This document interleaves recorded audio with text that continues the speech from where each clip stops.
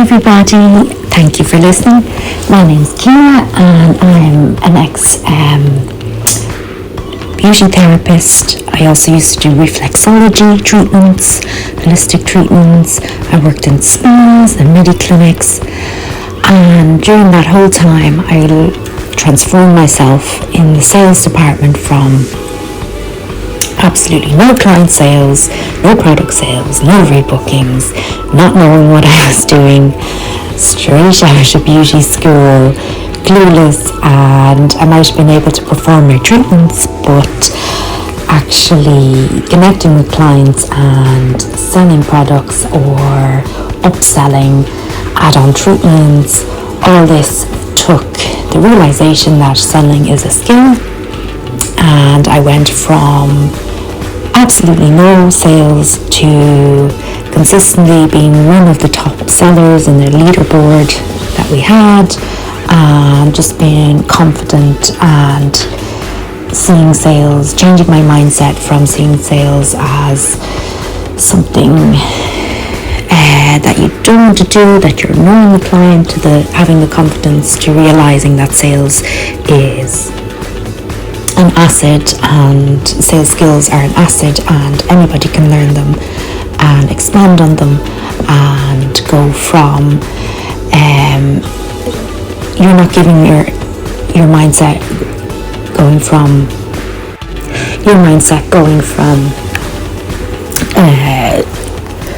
sales seeing sales as an unnecessary and pushy thing that you're just desperately trying to get a client to sell, to meet targets, to keep your job, to actually embedding sales into the treatment and giving people full treatment care, customer service, and enhancing the client's journey and getting a real satisfaction from your ability to sell and add value to your customer and giving them a benefit and extending their treatment results. And today what I wanted to talk about on that same topic was ethical sales. And what do we mean by ethical sales? So it's that same approach from, I think a lot of people view sales as cringy and they don't want to have to do it. And so with ethical sales, I mean that mindset shift of it's actually a necessary component if you're providing client-focused treatments, is to actually sell. You're doing half a treatment, you're doing a disservice to the client. And what I mean by ethical sales is sales with a conscience, sales with that viewpoint of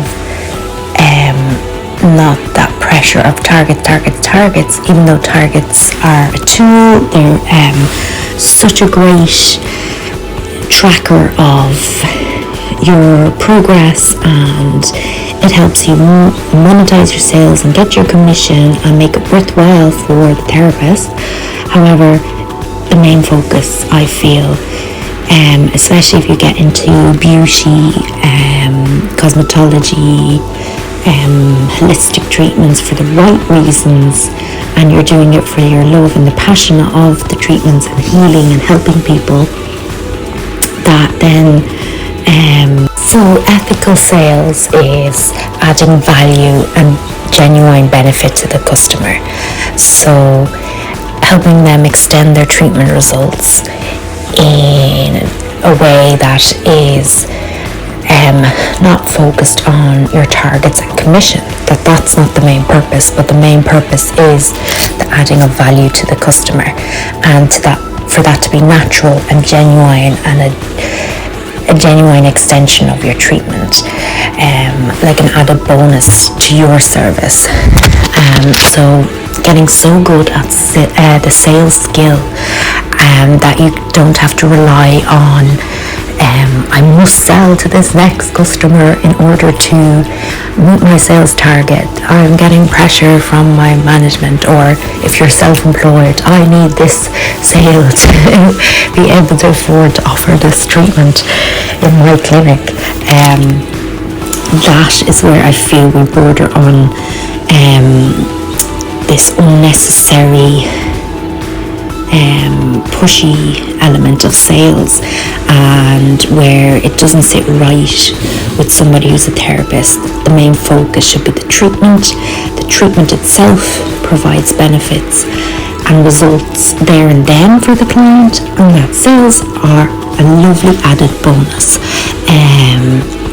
Sales are an enhancement. Sales are an enrichment, not a necessary need to cover the costs. And I think most therapists, their heart are in the right place, that you can't sustain yourself in this industry if you are only focused on the money and making money and quick sales. And yes, there is express beauty and it's about the treatments of fit, but even then I do think it's your therapy skill. Say even if you're doing eyebrows or eyelashes or beauty and all these external aesthetically pleasing treatments, even then there's this pride you have in what you've created. You're a master of executing beauty in such a detail that the pride in your skill and your outcome and the look and the aesthetic is more important than the sale if your heart is in the right place. So I think ethical sales is the best approach, because in the long term I feel it is, if it's an overall approach in your clinic, if it's an overall ethos and community feel, as if it's an overall culture of how you approach treatments, then I think in the long term it's sustainable energy wise to offer your treatment and sell ethically, instead of running on empty and desperately needing sales for a commission basis, or needing sales to even make a profit. So my first tip is structure your business in such a way that your treatment makes a profit. Make sure your treatment on its own, that sales only come into it, that your overheads like electricity, laundry, building rent, all that is covered in your treatment cost. Charge enough, charge appropriately. You can always run special offers and discounts that way. Don't undervalue your service and what you're adding to the customer to then have to rely on purely sales. Like you're doing a service to the customer if you're selling to them with knowledge and skill, instead of in a shop leaving a customer to pick these products. People are going to buy cosmetics either way. They're going to buy treatment products or massage, like body oils and heat packs and stuff to help their sore shoulder. They're going to be buying this stuff anyway. So isn't it better for them to buy it off somebody with knowledge, somebody who's built rapport and connection with them, somebody who can target them and guide them correctly? That's where the ethic comes in. Also, that it's sustainable, that it's an overall approach that if one person doesn't buy, it doesn't upset your whole sales target. I don't think your business is set up correctly, in my mind, ethically and sustainably, if you must sell at each. I think it's a bonus. I think it's a target, an ideal, if you do sell a product, a rebooking, or an add-on treatment, something extra to get the customer to spend or to get the customer to come back, and to have that overall approach. I think that's a lot more valuable than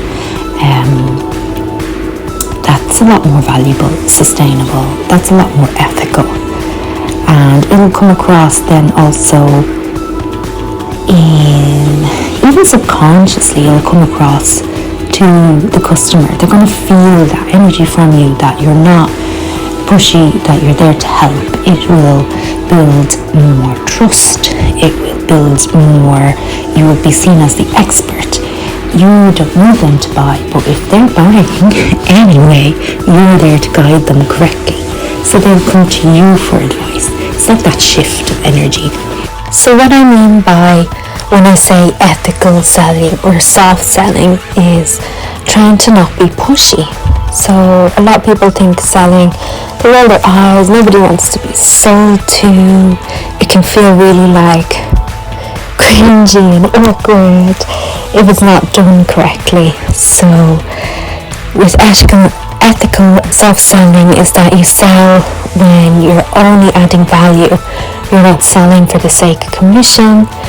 The sale is an equal exchange on both parties, and it is integrity with either the company's values or also your own values as a therapist.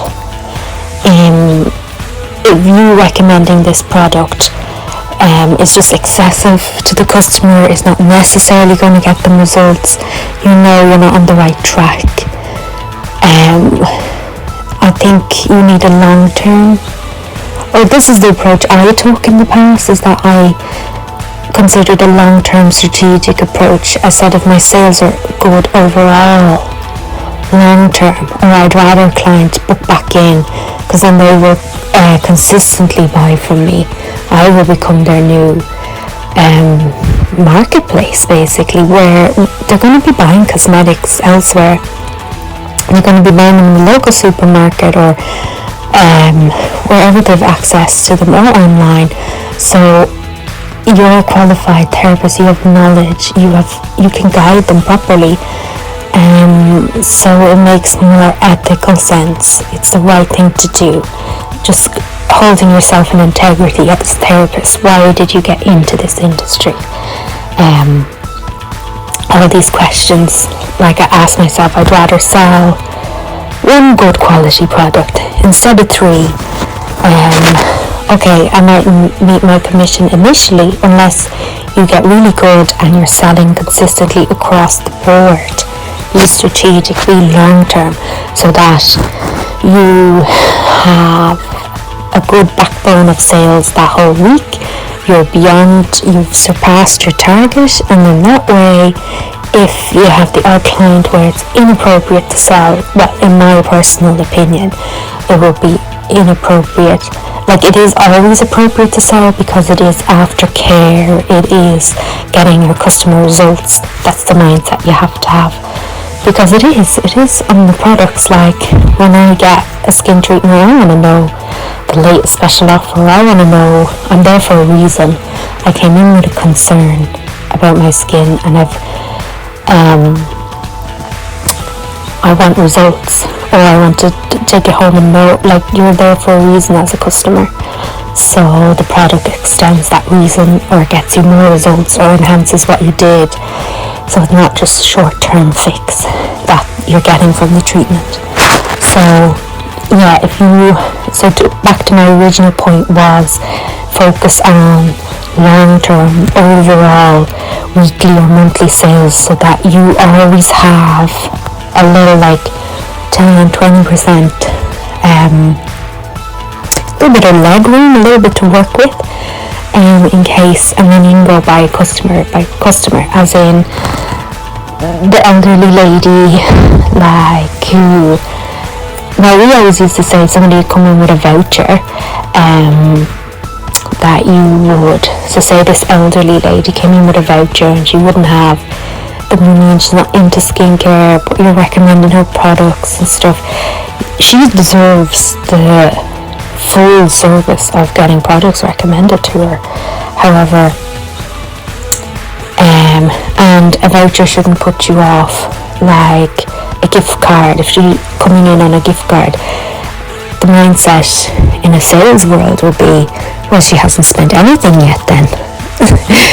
She's starting out at zero. It's not like she's paid for the treatment and then in her mind she says, I didn't budget for products now as well.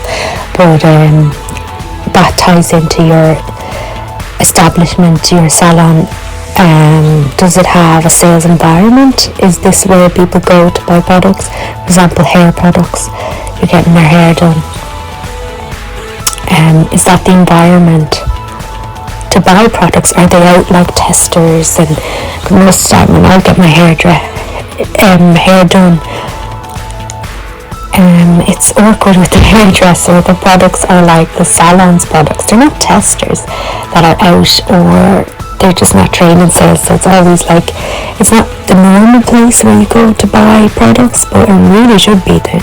Ideally a shop or a lot more interaction, or when you're in the waiting area testing instead of product testers instead of magazines there. So to my original point, to have your leg room of so have overall consistent sales, build your sales skill so that you can then have leg room to determine, is this an ethical sale, or am I just being target driven? Am I just commission driven at this stage? Or so for example, the elderly lady might need more or less time which you need to build into your treatment. She might need more time to get ready and so you mightn't have if you're back to back as much time to sell to her, but you could focus on getting her booked back in and coming back to you. So that would be more ethical than trying to say I need to sell to her, this is great now, this lady's in on a voucher, she hasn't spent anything, I'm going to convince her and get her the sale. Like, do you see how the energy behind that is? Or I'd rather just sell and meet my target this week, instead of thinking an overall approach. I think that just makes you a more integrity driven therapist, and then if you're like that, you'll also long-term be more respected and you have more customer loyalty. So I think you need to ask yourself what's more important, commission or customer loyalty. That's the real question when I say a softer sale, a more ethical sale, a sale that's